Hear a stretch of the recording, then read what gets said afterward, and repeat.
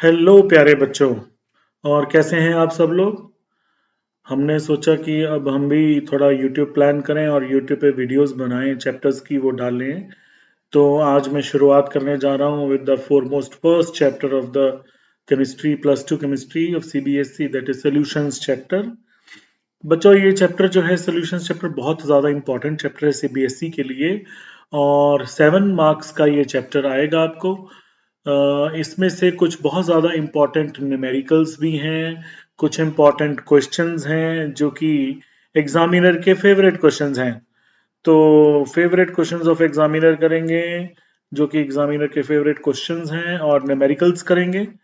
ठीक है, और धीरे धीरे कॉन्सेप्ट बिल्डिंग करेंगे इसमें हम। ठीक है, तो सॉल्यूशंस चैप्टर स्टार्ट करते हैं। तो सॉल्यूशंस चैप्टर में हमारा जो पढ़ने के लिए काम रहेगा वो बच्चा क्या रहेगा, that will B solutions and types of solution सबसे पहले पढ़ेंगे हम। फिर एक्सप्रेसिंग कंसंट्रेशन ऑफ सॉल्यूशंस की मेथड्स कौन कौन से हैं जिनसे हम कंसंट्रेशन को एक्सप्रेस कर सकते हैं सॉल्यूशंस की। फिर सॉलिबिलिटी जो है सॉलिड्स एंड गैसेस की लिक्विड्स में कैसे रिप्रेजेंट की जाती है, कौन कौन से फैक्टर्स हैं जो इसको इफेक्ट करते हैं। फिर वेपर प्रेशर हम पढ़ेंगे सॉल्यूशन का भी पढ़ेंगे, प्योर कंपोनेंट का भी पढ़ेंगे, आइडियल नॉन आइडियल सॉल्यूशन के बारे में पढ़ेंगे, और कॉलिगेटिव प्रॉपर्टीज आइडियल सॉल्यूशन की, and then abnormal colligative properties. और इसमें हम पढ़ेंगे जो बहुत ही इंपॉर्टेंट टॉपिक है इसका, and that is went half factor. ठीक है, तो स्टार्टिंग विद द सॉल्यूशन, सबसे पहले हमारे पास जो है बेसिक डेफिनेशन सॉल्यूशन की। डेफिनेशन में आपको याद होगा बच्चे, 9th क्लास में आपने 3 तरह के सॉल्यूशन पढ़े हैं। एक आपने पढ़ा है ट्रू सॉल्यूशन, एक आपने पढ़ा है कॉलॉइडल सॉल्यूशन, और एक आपने पढ़ा है सस्पेंशन। इसमें से कोलॉइडल सॉल्यूशन जो था वो सरफेस केमिस्ट्री चैप्टर में था, सरफेस केमिस्ट्री में। लेकिन अब वो सरफेस केमिस्ट्री चैप्टर जो है वो +2 बोर्ड से निकल चुका है। तो इस चैप्टर में हमने ट्रू सॉल्यूशंस पढ़ने और सस्पेंशंस आपके कोर्स में नहीं है। तो इस चैप्टर में आपने पढ़ना क्या है, ट्रू सॉल्यूशंस पढ़ने हैं। इन 3 तरह के सॉल्यूशंस में से तो कौन से तरह के सॉल्यूशंस पढ़ने हैं आपने, आपने ट्रू सॉल्यूशंस पढ़ने हैं। ठीक है जी। तो अब हम ट्रू सॉल्यूशन की डेफिनेशन करेंगे कि ट्रू सॉल्यूशन है क्या चीज। तो ट्रू सॉल्यूशन बेटा एक ऐसा होमोजीनियस मिक्सचर है of 2 or more non reacting components.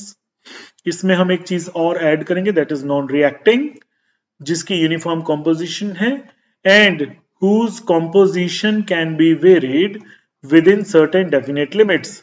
जिसकी कॉम्पोजिशन को हम कुछ एक लिमिट तक चेंज कर सकते हैं, can be varied within certain definite limits. अब इसका मतलब क्या है, इसमें 3 चीजें हैं बेटा। इस सॉल्यूशंस चैप्टर के डेफिनेशन में 3 चीजें। सबसे पहली बात, it is a homogeneous mixture. What do mean by homogeneous mixture? बेटा होमोजीनियस मिक्सचर वो होता है जिसकी यूनिफॉर्म कॉम्पोजिशन हो। यूनिफॉर्म कॉम्पोजिशन का मतलब क्या है कि जो मान लो आपने कोई भी सल्यूट डिसॉल्व किया है, तो मान लीजिए ये एक गिलास पानी है, एक गिलास पानी में आपने शुगर डिसॉल्व कर दी, बीच में ये शुगर आपने डाल दी, शुगर प्लस वाटर। तो यूनिफॉर्म कॉम्पोजिशन का मतलब है जितनी शुगर यहां है उतनी शुगर यहां पे भी होगी। दैट मीन्स कि it will be equally uniformly distributed all over the solution, कहीं कम या ज्यादा नहीं है, it will be equally distributed all over the solution. तो ट्रू सॉल्यूशन में सबसे पहली बात तो ये है कि इसमें यूनिफॉर्म कॉम्पोजिशन होगा। होमोजीनियस मिक्सचर का एक और मतलब होता है, that is it will show a single phase. बेटा सिंगल फेज का मतलब क्या है, केमिस्ट्री में जो फेज है वो 3 तरह के, that is solid, liquid and gas. ठीक है, तो जैसे आपने शुगर को वाटर में डिसॉल्व किया, पहले तो शुगर और वाटर जो थे उनके फेजेस अलग अलग थे, sugar is solid and water is liquid. लेकिन जब आपने इसको दोनों को मिक्स कर दिया तो आपको सिर्फ लिक्विड नजर आता है, आपको सॉलिड नजर नहीं आता। तो दैट मीन्स कि जो सोल्यूशन है उसका आपको सिंगल फेज नजर आता है। तो ट्रू सोल्यूशन वो होगा जिसका सिंगल फेज होगा। अच्छा, इन कंपैरिजन अगर हम सस्पेंशन की बात करें, तो सस्पेंशन में हम जैसे सैंड प्लस वाटर की अगर बात करें, तो सैंड और वाटर जो है, सैंड सॉलिड है, वाटर लिक्विड है। लेकिन अगर आप इसकी बात करो तो सैंड जो वाटर में अगर आप डिसॉल्व भी करेंगे तो आपको सैंड अलग से नजर आती है, वाटर अलग से नजर आता है। दैट मीन्स कि that is not a single phase, that will be two phases. तो वो सस्पेंशन है, ट्रू सोल्यूशन नहीं है। ठीक है, तो इसमें हमने अभी हमने देखा कि जो ट्रू सोल्यूशन है उसमें यूनिफॉर्म कॉम्पोजिशन है। ठीक है, uniform composition throughout the mixture. And दूसरा यूनिफॉर्म होमोजेनियस मिक्सचर का क्या मतलब सीखा हमने, that will be a single phase. Okay, दूसरा जो ट्रू सोल्यूशन की डेफिनेशन में बेटा सबसे इंपॉर्टेंट पार्ट है, एंड दैट इज टू और more non reacting components. Non reacting components, JEE वगैरह में पहले, नीट वगैरह में पहले इसके काफी क्वेश्चंस रिपीट होते थे कि ये नॉन रिएक्टिंग कंपोनेंट्स, यानी कि चार चॉइसेस आपको दे दी जाती थी, उनमें से पूछा जाता था इनमें से कौन सा ट्रू सोल्यूशन बनाएगा और कौन सा नहीं। तो उसमें हमने ये देखना था कि जो नॉन रिएक्टिंग कंपोनेंट्स होंगे वो ट्रू सोल्यूशन बनाएंगे, बाकी के जो है कंपोनेंट्स वो ट्रू सोल्यूशन नहीं बनाएंगे। तो नॉन रिएक्टिंग हमें कैसे पता चलेगा कि कोई भी जो दो कंपोनेंट्स है किसी भी सोल्यूशन में जो आपको दिए हैं वो नॉन रिएक्टिंग है? तो उसमें थोड़ा सा हम यूज कर सकते हैं जो हमारी प्रीवियस नॉलेज है, उसके बेस पे हम थोड़ा सा आंसर इसका कर सकते हैं। कि जैसे मान लीजिए मैंने एसिड और बेस को मिक्स किया, अब एसिड और बेस तो आपस में रिएक्ट कर जाते हैं, वेरी फास्ट रिएक्शन हो जाता है इनके बीच में, दैट मीन्स कि ट्रू सोल्यूशन नहीं बनाएंगे। मान लो एक और एग्जांपल दे देता हूं, मान लो एक ऑक्सीडाइजिंग एजेंट है और एक रिड्यूसिंग एजेंट है। ठीक है, जैसे HgCl2 प्लस SnCl2 है। HgCl2 जो है that will be an oxidizing agent, SnCl2 will be a reducing agent. क्योंकि मर्क्यूरी जो है इसमें +2 ऑक्सीडेशन स्टेट में तो इलेक्ट्रॉन गेन करेगा, खुद रिड्यूस होगा तो दूसरे को ऑक्सीडाइज करेगा, hence it is an oxidizing agent. Tin chloride में टिन है, टिन +2 ऑक्सीडेशन स्टेट में है, ये +4 में जाना चाहेगा बाय लूजिंग 2 इलेक्ट्रॉन्स, खुद लूज करेगा दूसरे को रिड्यूस करेगा। तो जब ऑक्सीडाइजिंग एजेंट और रिड्यूसिंग एजेंट आपने मिक्स कर दिया, तब इनके बीच में आपको पता है बेटा 10th क्लास में भी आपने पढ़ा है, +1 में भी आपने पढ़ा है, तो इनके बीच में जो है रिडॉक्स रिएक्शन हो जाएगी। दैट मीन्स कि ये भी ट्रू सोल्यूशन जो है वो नहीं बनाएंगे, ये एक अलग तरह का कंपाउंड बना लेंगे। So true solution will be formed by only those components which are non reacting, and when these are reacting तो ट्रू सोल्यूशन जो है वो नहीं बनेगा, एक अलग से कोई भी कंपाउंड बन सकता है, that will not be a solution. 9th class में भी आपने एक एग्जांपल पढ़ी थी आयरन और सल्फर की, तो आयरन और सल्फर की भी एग्जांपल आपने पढ़ी थी, जिसमें आपने ये पढ़ा था कि आयरन और सल्फर का जो मिक्सचर है, अगर आप उसको मिक्स करेंगे तो जब तक तो वो सॉलिड स्टेट में रहता है तब तक तो ठीक है, लेकिन जैसे ही आपने उसको गर्म कर दिया तो वो आयरन सल्फाइड बना लेता है, तो फिर वो एक अलग तरह का कंपाउंड बन जाता है, फिर वो ट्रू सोल्यूशन नहीं बचता, that will not be a homogeneous mixture. Now अब इसमें हमारे पास एक आगे जो है दैट इज आइडेंटिकल प्रॉपर्टीज रहती हैं throughout the phase. And एक यहां पे मैंने एक लाइन लिखी थी, whose composition can be varied within certain definite limits, जिसकी कॉम्पोजिशन को हम थोड़ी सी लिमिट्स में चेंज कर सकते हैं। मान लीजिए, पहले मैं लिख दूं थोड़ा सा, with in certain definite limits, solution की डेफिनेशन में ही कई क्वेश्चन बन जाते हैं बेटे। आप देख पा रहे हैं कि हमने 2-3 क्वेश्चन तो अभी डिस्कस कर लिए कि कैसे कैसे हैं। तो can whose composition can be varied within certain definite limits का मतलब क्या हुआ? फॉर एग्जांपल, मान लीजिए ये एक गिलास पानी है, इस एक गिलास वाटर में आपने शुगर को डिसॉल्व करना स्टार्ट कर दिया, आपने 1 टेबल स्पून फुल शुगर का डिसॉल्व किया तो कुछ और कंसेंट्रेशन थी, मान लीजिए C1, फिर आपने एक और उसमें ऐड कर दिया तो +1 टेबल स्पून फुल और ऐड कर दिया, कंसेंट्रेशन थोड़ी सी चेंज हो गई, C2 हो गई। एक आपने टेबल स्पून फुल और ऐड कर दिया, कंसेंट्रेशन फिर चेंज हो गई, मान लीजिए C3 हो गई।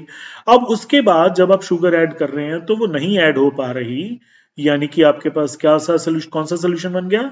सैचुरेटेड सोल्यूशन बन गया। अगर आपके पास अब और शुगर ऐड नहीं हो पा रही है तो आपने यहां पे भी सोल्यूशन कंसेंट्रेशन चेंज की, यहां पे भी सोल्यूशन कंसेंट्रेशन चेंज की, लेकिन अब आप उसके बाद और शुगर डिसॉल्व नहीं कर पा रहे हैं, तो दैट मीन्स कि यहां तक आप कंसेंट्रेशन चेंज कर पा रहे हैं, इसके बाद आप इसकी कंसेंट्रेशन को चेंज नहीं कर पा रहे हैं। तो इसीलिए हमने लिखा कि whose composition can be varied within certain definite limits. तो आई होप कि जो सोल्यूशन चैप्टर की डेफिनेशन है ये आपको क्लियर है। इस तरह के सॉल्यूशंस को हमने इस चैप्टर में स्टडी करना है। तो सब आपको यहाँ पे पता लग गया कि क्या क्या हमने कौन कौन से सॉल्यूशंस को स्टडी करेंगे। फिर सॉल्यूशन के दो कंपोनेंट्स, बर वेरी इजी, एक सॉल्यूट और दूसरा सॉल्वेंट। सॉल्यूट जो होता है that is an lesser amount और इसको डिसॉल्व किया जाता है, सॉल्वेंट में डिसॉल्व किया जाता है, and solvent is generally present in a greater amount. ठीक है जी। तो सॉल्यूट वो जिसको डिसॉल्व किया जाए एंड सॉल्वेंट वो जिसमें सॉल्यूट को डिसॉल्व किया जाए। ओके जी। तो अगर दो कंपोनेंट्स हैं किसी भी सॉल्यूशन के तो that is called as a binary solution. Sugar को वाटर में डिसॉल्व करो, दो कंपोनेंट्स हैं, that will be a binary solution. Okay. फिर थोड़ा सा मैं एक और थोड़ी सी जानकारी देना चाहता हूं आपको। यहां पे ट्रू सॉल्यूशन में जो सॉल्यूट पार्टिकल्स हैं उनका जो पार्टिकल साइज है दैट इज 10⁻⁻⁹ नैनोमीटर और 10⁻⁹ मीटर और 1 नैनोमीटर से कम होता है।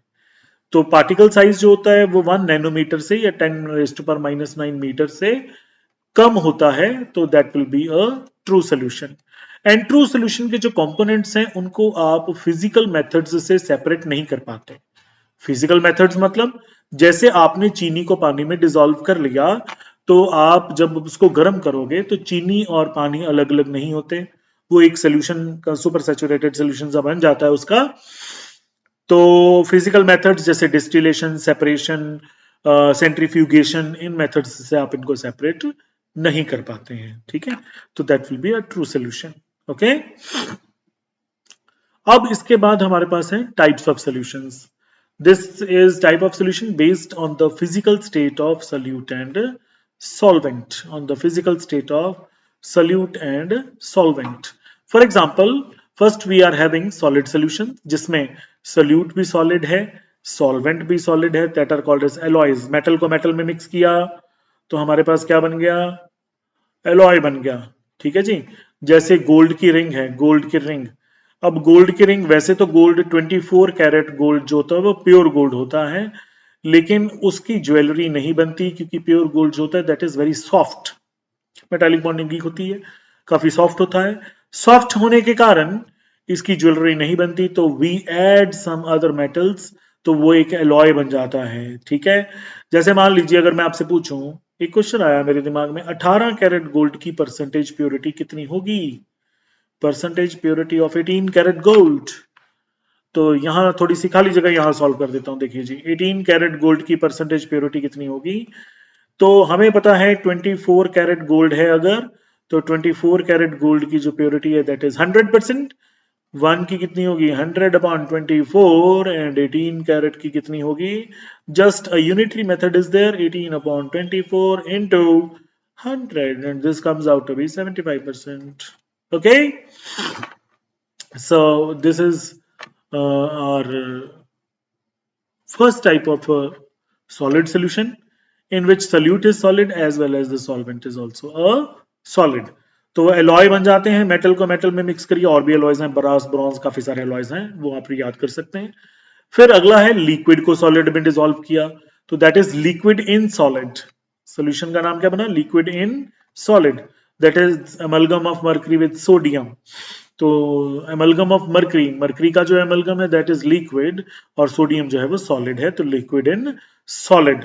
लिक्विड इन सॉलिड के आप एक और एग्जांपल दे सकते हैं, that is hydrated salts. Hydrated salts for example copper sulphate, pentahydrate, ये 5 वाटर मॉलिक्यूल्स ऑफ क्रिस्टलाइजेशन है, दैट इज लिक्विड, बट ये क्रिस्टलाइन फॉर्म में प्रेजेंट है, सो लिक्विड इन सॉलिड की एग्जांपल है। और भी कई हैं, डबल सॉल्ट्स जैसे हैं, मोहर सॉल्ट है, पोटाश एलम है, और भी कई ऐसे हैं, ग्रीन विट्रियोल FeSO4 वाटर है, तो उसमें वाटर मॉलिक्यूल्स ऑफ क्रिस्टलाइजेशन है, जिप्सम, पीओपी, ये सब आपने 10th क्लास में भी पढ़ा है।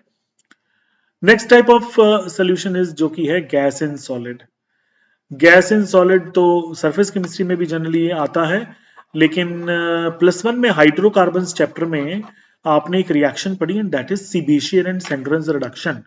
वो सेबेशियर एंड सेंड्रेंस रिडक्शन में क्या होता है कि आपने एक एल्कीन लिया, उसमें आपने हाइड्रोजन ऐड की, प्लेटिनम या प्लेडियम के सरफेस पे रिएक्शन होता है, और हमारे पास एल्केन बन जाता है। सो यहाँ पे ये मेटल लिया, इस मेटल के सरफेस पे आपने क्या किया, यहाँ पे मान लीजिए हाइड्रोजन गैस थी, वो एड्सॉर्ब हो जाती है, ठीक है, that is a surface phenomena. फिर एल्कीन भी डालते हैं, वो भी एड्सॉर्ब हो जाती है, फिर इनके बीच में केमिकल रिएक्शन होता है, दैट इज केमिसॉर्प्शन। तो केमिकल रिएक्शन होने के बाद फिर हमारे पास यहाँ पे एल्कीन बनता है। तो मेटल सरफेस पे जब गैसेस आके चिपक जाती हैं, एड्सॉर्ब हो जाती हैं, that is called as gas in solid. तो that is called as occlusion, occlusion, okay. Next हमारे पास है लिक्विड सॉल्यूशंस। इनमें लिक्विड जो है वो हमारा जो है सॉल्वेंट होगा, तो liquid is solvent and solute in the first case is solid. So यहाँ पे एक सॉलिड इन लिक्विड का सोल्यूशन बना, जो कि बहुत कॉमन एग्जांपल है, सुक्रोज इन वाटर कर लो, घर में जो चीनी खाते हैं सुक्रोज एंड सुक्रोज को पानी में डिसॉल्व किया, that is also solid in liquid type of solution. Salt को वाटर में डिसॉल्व कर दिया, ग्लूकोज को वाटर में डिसॉल्व कर दिया, ये सारे जो है वो solid in liquid type of solution है। Then liquid in liquid, liquid in liquid की एग्जांपल जैसे इथेनॉल डिसॉल्व्ड इन वाटर, तो अल्कोहल को वाटर में डिसॉल्व किया, that is liquid in liquid. Gas in liquid की एग्जांपल कार्बोनेटेड ड्रिंक्स, जो गर्मियों में आने वाली गर्मियां जो हैं उनमें आप बहुत पीते हैं, Coca Cola and Limca, Fanta etcetera. तो जो एरेटेड ड्रिंक्स हैं, hydrated drinks, aerated drinks, carbonated drinks जिनमें कार्बन डाइऑक्साइड ऐड की जाती है वाटर में, तो that is gas in liquid type of solution. I hope you are understanding these terms. Next type of solution is beta gaseous solution. Gaseous solution वो जिनमें solvent जो है that is a gas. पहली तरह का जो solution है वो that is solid in gas. Solid in gas मतलब पहले वो solid है फिर gas, यानी कि sublimable substances जो कि फिर air में mix हो जाएंगे, that is camphor in nitrogen gas. तो कैम्फर जो है सब्लाइम करके नाइट्रोजन गैस में मिक्स हो जाता है, that is called as solid in gas type of solution. ऐसे नेफ्थलीन बॉल्स इन एयर हैं, वो भी ऐसा ही करती हैं। Liquid in gas that is humidity, water vapours का प्रेजेंट होना एयर में, मॉइस्चर में। And gas in gas is example is air, air is a homogeneous mixture of gases. बहुत छोटी क्लासेस में भी आप ये पढ़ते आए हैं। अब हमारे पास थोड़ा सा एक यहाँ पे मैं चीजें थोड़ी सी ऐड करूंगा। हमारे pass on the basis of concentration मेरे पास तीन तरह के सॉल्यूशंस प्रेजेंट होते हैं। एनसीईआरटी एग्जाम्पलर में भी क्वेश्चन है और एनसीईआरटी में भी क्वेश्चन है, तो हम ये थोड़ा सा स्टडी कर लेते हैं। And that is saturated solution, जो कि ये टर्म्स आपको पता होनी चाहिए। एक होता है अनसैचुरेटेड सॉल्यूशन, और बेटा third type of solution is super saturated solution. तो अब इसमें पहली बात तो ये कि सैचुरेटेड सॉल्यूशन क्या है। सैचुरेटेड सॉल्यूशन वो सॉल्यूशन होता है जिसमें अब आप और सॉल्यूट ऐड नहीं कर पाओगे at a particular temperature. This is very important, क्योंकि अगर टेम्परेचर को इंक्रीज करोगे तो और सॉल्यूट डिसॉल्व हो जाएगा। तो एट ए पर्टिकुलर टेम्परेचर अगर आप और सॉल्यूट डिसॉल्व नहीं कर पा रहे हो, that is called as a saturated solution. अगर आप उसमें और सॉल्यूट ऐड कर पा रहे हैं तो that is an unsaturated solution at that particular temperature.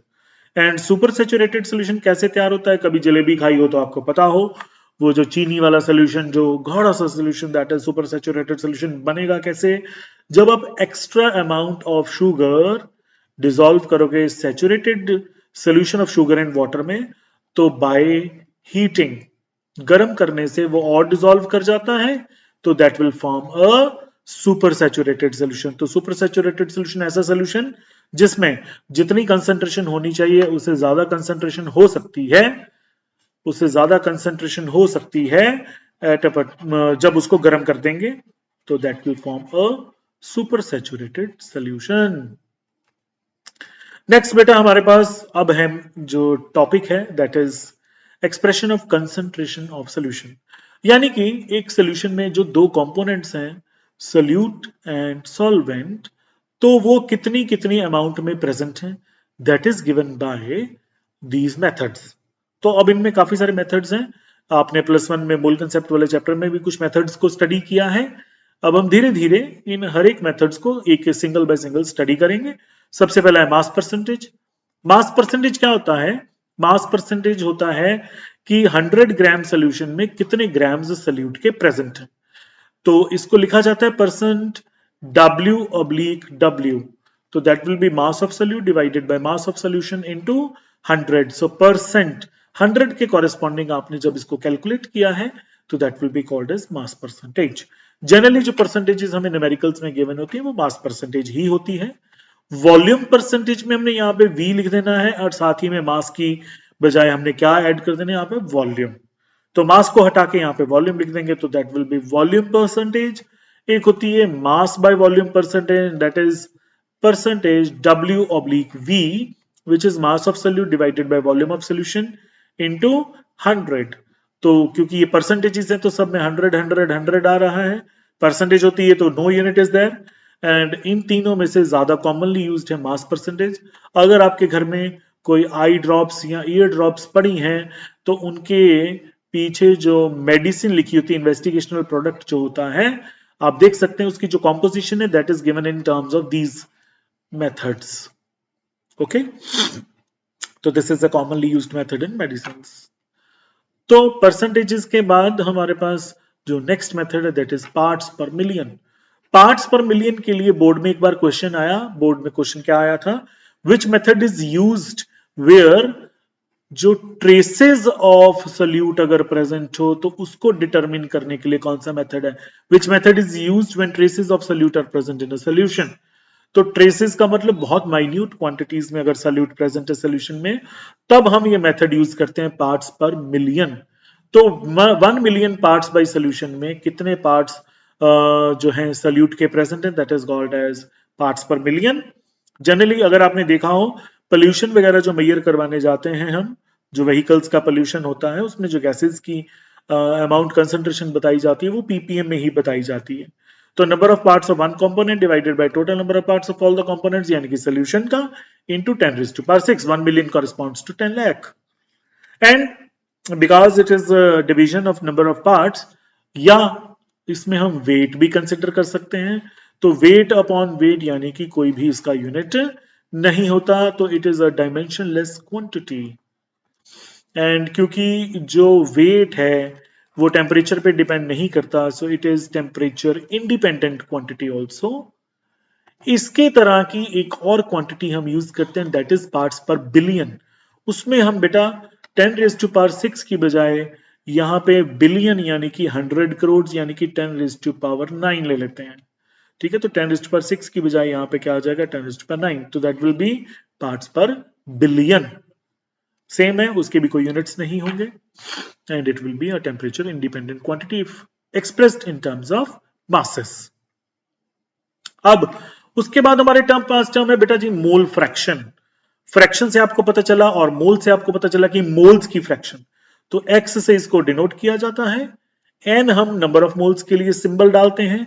तो x सोल्यूट का क्या होगा, number of moles of solute divided by total number of moles of solution. और सोल्यूशन में दो components that is solute and solvent. तो n solute divided bye n solute plus n solvent will give us the mole fraction of solute. And we know the mole fraction of solute and mole fraction of solvent will be equal to 1. तो अगर एक component की आपको mole fraction पता है, दूसरे की calculate करनी है, तो आप 1 में से माइनस कर सकते हैं, तो दूसरे की मोल फ्रैक्शन आ जाएगी. ऊपर भी मोल्स हैं नीचे भी मोल्स हैं बेटा जी, तो it is a dimensionless quantity. जो यूनिट्स हैं वो कट जाएंगे, तो dimensionless quantity. And secondly it will be a temperature independent quantity. This is very important. ये जो मैं बीच बीच में बता रहा हूं कि ये टेम्परेचर डिपेंडेंट है या टेम्परेचर इंडिपेंडेंट है, दिस इज वेरी इंपॉर्टेंट. क्योंकि ये क्वेश्चन आते हैं कई बार 4-5 क्वांटिटीज दे देते हैं, पूछते हैं कि इनमें से कौन सी टेम्परेचर डिपेंडेंट है और कौन सी टेम्परेचर इंडिपेंडेंट है, तो वो हमें इससे पता चलता है. ओके जी, moving towards next method and that is molarity. Molarity कराने से पहले I want to give you some hint about the strength of solution. ये स्ट्रेंथ ऑफ सोल्यूशन बेटा जब आप प्रैक्टिकल करते हैं तब आपको ये यूज करते हैं हम term that is strength of solution. Strength of solution क्या होता है कि कितना वेट ऑफ सोल्यूशन प्रेजेंट है 1 लीटर सोल्यूशन में, that is called as strength. So अगर मैं यहां पे लिखूं स्ट्रेंथ क्या फॉर्मूला, तो यहां पे मैं क्या लिखूंगा, weight of solute divided by volume of solution in litre, weight of solute in gram. तो स्ट्रेंथ के यूनिट्स जो बन जाएंगे बेटा वो बन जाएंगे ग्राम पर लीटर. तो दिस इज स्ट्रेंथ जो कि आप यूज करते हैं प्रैक्टिकल में. स्ट्रेंथ का एक और फॉर्मूला यूज करते हैं, बाद में रहना जाए इसलिए मैं पहले ही बता दूं। Strength of solution is equal to molarity into molecular mass. ये बहुत इंपॉर्टेंट फॉर्मूला है जो आप यूज करते हैं प्रैक्टिकल में भी, और यहाँ पे भी आप यूज कर सकते हैं न्यूमेरिकल्स में, व्हेन स्ट्रेंथ का न्यूमेरिकल हमें पूछा जाए तो बचा लोग, ये हमारे पास स्ट्रेंथ हो गई। अब स्ट्रेंथ के बाद हम थोड़ा सा स्टडी करेंगे मोलैरिटी, वेरी इंपॉर्टेंट मेथड। ये बोर्ड में कई बार इसकी डेफिनेशन आ चुकी है, mole fraction, what is mole fraction, define mole fraction, define molarity, काफी बार इनकी डेफिनेशंस को पूछा जा चुका है बोर्ड में। And molarity is number of moles of solute present in 1 litre of solution. And एक इसमें एक और एक्स्ट्रा सी चीज में अगर आप ऐड कर दूं, तो अगर मैं टेम्परेचर यहां पे मेंशन कर दूं एट 0 डिग्री सेल्सियस, तो that will be called as 1 demal solution. तो उसको क्या बोला जाता है, 1 demal solution, that is called as 1 demal solution. तो लेकिन वो उसमें टेम्परेचर मेंशन कर दिया आपने, दैट इज 0 डिग्री सेल्सियस। तो number of moles of solute present in 1 litre of solution, that is called as molarity. तो यूनिट्स क्या हुए, मोल्स पर लीटर। एंड क्योंकि यहाँ पे वॉल्यूम आ रहा है, तो it will be a temperature dependent quantity, it will be a temperature dependent quantity, क्योंकि वॉल्यूम जो है वो टेम्परेचर पे चेंज करता है, वेरी करता है, डिपेंड करता है। अगर टेम्परेचर चेंज करेगा तो वॉल्यूम भी चेंज करेगा। तो वॉल्यूम अगर चेंज करेगा तो मोलैरिटी भी चेंज करेगी। बाय डेफिनेशन फर्स्ट फॉर्मूला हमारे पास बना, number of moles of solute divided by volume of solution in litres. अगर लीटर में नहीं है, मिलीलीटर में है, तो ऊपर हम 1000 से मल्टीप्लाई कर देंगे। एंड नंबर ऑफ मोल्स का बच्चों फॉर्मूला होता है given mass upon molecular mass. तो यहां पे मैंने लगा दिया mass of solute divided by molar mass of solute. ठीक है जी। तो this is molarity, which is very important method, और ये टेम्परेचर डिपेंडेंट मेथड है, वेरी इंपॉर्टेंट। जनरली हम मोलैरिटी ही यूज करते हैं। और इसमें एक और चीज मैं ऐड करना चाहता हूं, दैट इज मोलैरिटी इक्वेशंस। तो पहला जो है वो तो है डाइल्यूशन के लिए। पेपर में क्वेश्चन आ गया जी, फला फला एक सोल्यूशन था, उसकी इतनी मोलैरिटी थी, इतना वॉल्यूम था, हमने वाटर ऐड करके उसका जो वॉल्यूम था वो इतना कर दिया, तो फाइनल सोल्यूशन की मोलैरिटी निकालें। तो वहां पे डाइल्यूशन में लगेगा m1v1 is equal to m2v2। v1 will be initial volume and m1 will be initial molarity, and this is final, this is initial, and m2v2 will be the final molarity। and molarity into volume is number of moles, तो number of moles change नहीं करते हैं, तो it is basically n1 is equal to n2। second is for adding two solutions or for mixing of two solutions। जब दो solutions को mix किया तो आप यूज करोगे बेटा m1v1 plus m2v2, it is equal to m3v3, where v3 is equal to v1 plus v2। ठीक है, साथ साथ में आप कॉपी पे नोट करते जाएं। तो v3 is equal to v1 plus v2, यहां पे हमने ऐड किया है दो सॉल्यूशंस को, उनकी मोलैरिटी और वॉल्यूम आपको पता था, आपने फाइनल सॉल्यूशन की मोलैरिटी निकालनी थी, वॉल्यूम आप v1 plus v2 करके निकाल सकते हैं। ओके, लेकिन ये दोनों जो फॉर्मूले हैं, ये जो दोनों इक्वेशंस हैं बेटा जी, इनमें एक इंपॉर्टेंट चीज आपको याद रखनी है, these are valid for similar solutions only, these are valid for similar solutions only। तो अगर सिर्फ सिमिलर सॉल्यूशंस के लिए ही ये वैलिड हैं, तो डिसिमिलर सॉल्यूशन के लिए फिर एक बंदा कहता है सर क्या वैलिड होगा, तो डिसिमिलर सॉल्यूशन के लिए बेटा हम एक तीसरा फॉर्मूला यूज करेंगे। फॉर डिसिमिलर सॉल्यूशन हमारे पास जो फॉर्मूला बनेगा m1v1 upon n1 it is equal to m2v2 upon n2। यहां पे n1 और n2 क्या है, स्टीशियोमेट्रिक कोफिशिएंट्स हैं। जो स्टीशियोमेट्रिक कोफिशिएंट, जो नंबर ऑफ मोल्स जो लगे होते हैं रिएक्शन में, आपने देखा होगा रिएक्टेंट्स और प्रोडक्ट्स के आगे, दैट आर कॉल्ड स्टीशियोमेट्रिक कोफिशिएंट्स। तो उनसे हमने इनको डिवाइड कर देना है, तो that will give us the molarity equation for dissimilar solutions. फिर एक और मैं इसमें एडिशन करना चाहता हूं, that is for acid base solutions. और एसिड और बेस सॉल्यूशन के लिए बेटा जी हम यूज करेंगे m1v1 minus m2v2 it is equal to m3v3, where v3 is equal to v1 plus v2। तो यहां पे हमने एक, आप देख सकते हैं, थोड़ा सा इसमें चेंज किया, और यहां पे हमने डाला माइनस का साइन। माइनस का साइन क्यों डाला, जब क्योंकि एसिड और बेस जब आप मिक्स करते हैं तो उनमें से कौन सी रिएक्शन होती है? आपने 10th क्लास में पढ़ा है, कौन सी रिएक्शन होती है? जल्दी जल्दी बताएं। That reaction is called as neutralization reaction. तो उस न्यूट्रलाइजेशन रिएक्शन की वजह से यहां पे हम माइनस साइन डालते हैं। तो हमारे पास 4 इक्वेशंस बन गई। m1v1 is equal to m2v2, ये हमारे पास है डाइल्यूशन के लिए। This equation is for dilution, this equation is for adding of two solutions, mixing of two solutions, जो कि सिमिलर सॉल्यूशंस के लिए, ये डिसिमिलर सॉल्यूशन के लिए, और ये एसिड बेस के लिए। आई होप कि ये थोड़ी सी टर्म्स आपको क्लियर होंगी। ओके, नेक्स्ट जो है हमारे पास मेथड जो है दैट इज मोलैलिटी।